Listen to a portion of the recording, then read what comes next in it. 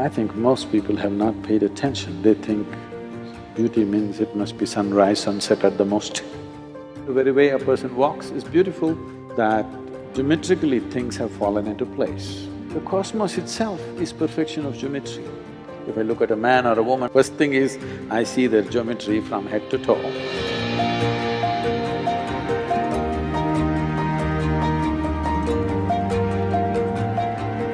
I thought I'd just start with a very basic question, a simple question. It's a question that I'm often asked at poetry readings, at poetry workshops, poetry being primarily what I practice. And the question is, what is a good poem? And the answer really is, if the poem is a form of verbal design or verbal choreography, what is design? And is beauty implicit in that notion? If so, what is beauty? Whether it's a machine, or an ant, or a grasshopper, or a human being, or clothes, whatever, or a building, if it fits and flows with least amount of friction, if one who has the eyes to observe, it always seems very beautiful. I don't know how many people notice this. Right from my childhood, I spent a lot of time paying attention to every kind of insect and I found insects are the most fabulously designed creatures on the planet. And every kind, if you look at them, in terms of color, in terms of geometry, in terms of variety of activity that they can do, they're so fabulously designed. So, when I say you're beautiful, don't think I'm saying you're an insect. That's not what I meant. I'm saying different creatures, we have 2 legs, somebody else has 4 legs, somebody else has 6, 8, 12, whatever number. But the beauty of nature and evolution is the design has been perfected.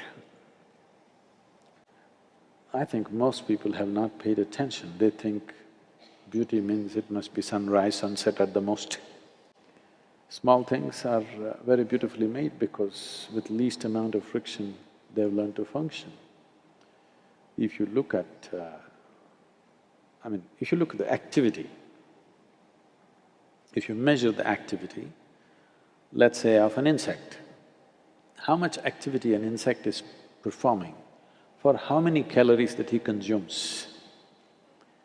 Obviously, he's geometrically perfect, least amount of friction. So, anything that's well made always excited me, whether it's a machine or a building or an insect or an animal or a human being. If you're talking about humans being beautiful, if you look at somebody, when they're joyful, everybody is beautiful.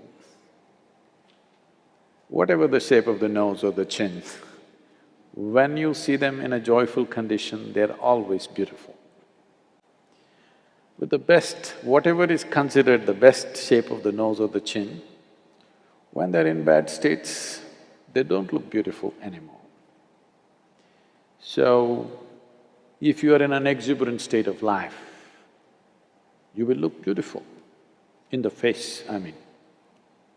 To keep the body beautiful takes little work. A lot of people are trying to take the shape of the planet.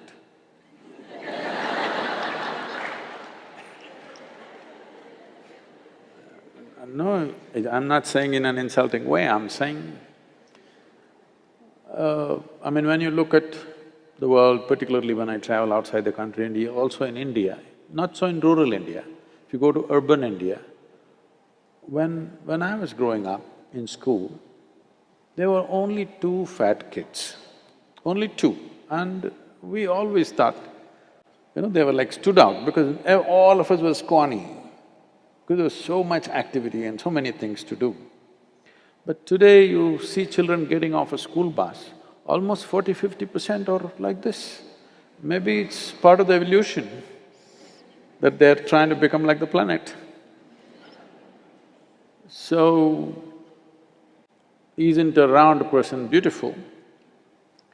See, that way if you look at it, it's the way you look at it.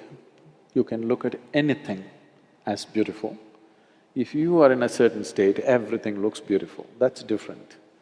But I think we're talking about physical, mechanical beauty. That mainly means geometrically there is some perfection where things operate with least amount of friction. Suddenly the very way a person walks is beautiful because there is not lumbering around. That goes for a human being or an animal or a machine or everything. That geometrically things have fallen into place. In fact, the entire universe is just happening because of geometric perfection. Well, the dome is standing because of geometric perfection, not because of the strength of the material. All the buildings we designed here, we always saw how it can be geometrically perfect so that the material that we use is very little because our problem is always budget. People say such a large building with these kind of beams, it'll collapse.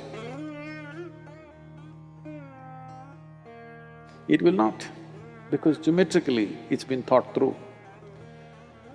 So, evolutionary process has always looked at geometry. The cosmos itself is perfection of geometry. Why is the planet sticking to its pathway? Is because it's achieved some kind of geometric perfection. If it goes slightly off, it cannot come back again. This is not just true with this planet, it's true with the entire universe.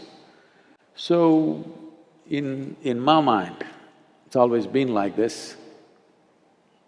If I look at a tree, if I look at a cloud, if I look at a man or a woman or anything, for me, it's always the geometry of things.